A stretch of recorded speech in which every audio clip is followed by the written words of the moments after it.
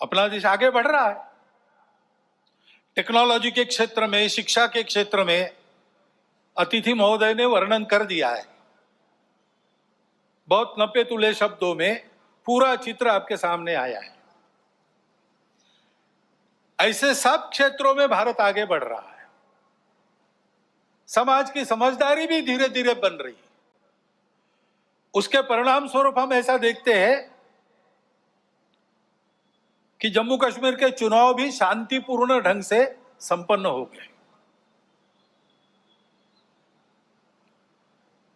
इसका ही परिणाम हम देखते हैं सारे दुनिया में। भारत की साख बढ़ी है, प्रतिष्ठा बढ़ी है। वसुधैव कुटुंबकम का हमारा विचार सबको स्वीकार्य है। हमारा योग सारी दुनिया में एक फैशन बनते जा रहा है, लेकिन केवल फैशन नहीं बन रहा है, उसका जो शास्त्र है, उसकी जो परिणाम है, उसको भी दुनिया स्वीकार कर रही है। पर्यावरण के बारे में हमारी अपनी जो दृष्टि है वो आज सारी दुनिया में स्वीकार्य है। भारत की प्रतिष्ठा बढ़ी है, भारत का सामरिक बल बना है, कई मामलों में देश आगे जा रहा है। और आगे ले जाने का प्रयास शासन के द्वारा, प्रशासन के द्वारा, देश के युवकों के द्वारा, वैज्ञानिकों के द्वारा, किसानों के द्वारा, जवानों के द्वारा, सबके द्वारा हो रहा है।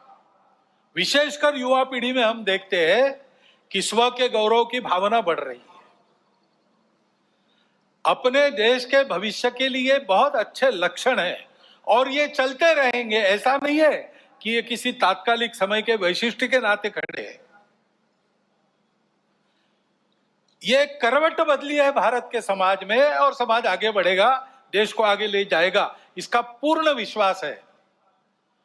परंतु जीवन का मार्ग कभी निष्कंटक नहीं होता और इसलिए कुछ चुनौतियां भी सामने है।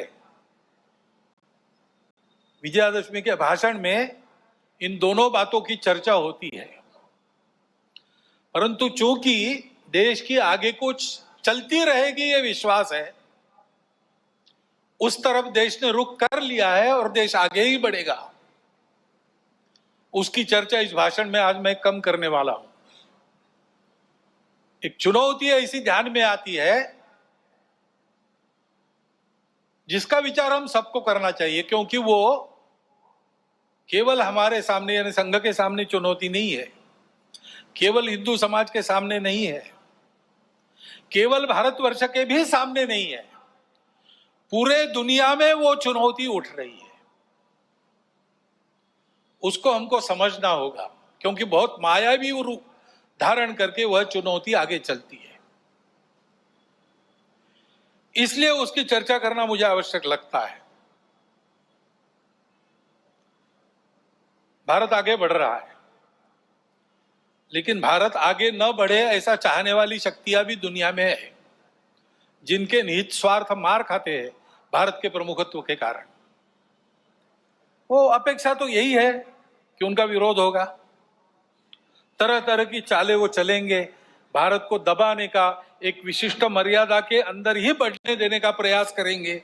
वैसा हो भी रहा है,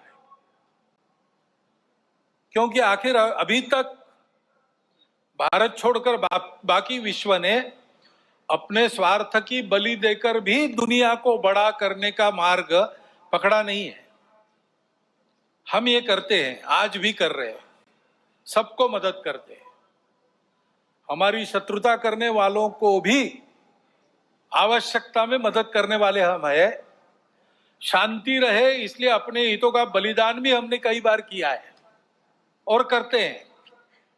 ऐसा स्वभाव दुनिया में नहीं है और इसलिए भारत आगे बढ़ रहा है या कोई भी देश आगे बढ़ रहा है, कल चल के हमारा स्पर्धक बनेगा ऐसा डर जिनको लगता है, वो उस देश में तरह तरह के उत्पाद करने में कम नहीं करते। भाषा तो विश्व बंधुत्व की होती है, परंतु वो वहां तक ही है। अपने निहित स्वार्थ ठीक रहने चाहिए, अपनी सुरक्षा को धक्का नहीं लगना चाहिए। और इसलिए दूसरे देशों में कई प्रकार के उत्पाद खड़े करना, जनतांत्रिक तरीके से वहां कोई सरकार चुन के कारोबार कर रही, उसको नीचे लाना, ऐसा दुनिया में चलते रहता है। ये दुनिया की रीति लगभग बन गई है, जो नहीं बननी चाहिए लेकिन है। अब हमारे पड़ोस में ही बांग्लादेश में क्या हुआ, उसके कुछ तात्कालिक कारण और पहलू है, ये बात ठीक है, लेकिन इतना बड़ा उत्पाद तो उससे नहीं होता।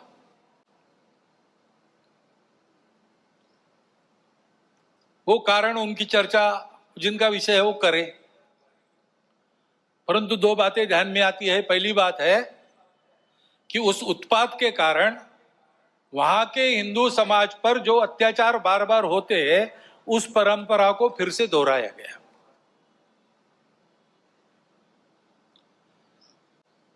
पहली बार वहां का हिंदू संगठित होकर अपने बचाव में रास्ते पर आया, इसलिए कुछ बचाव हो गया।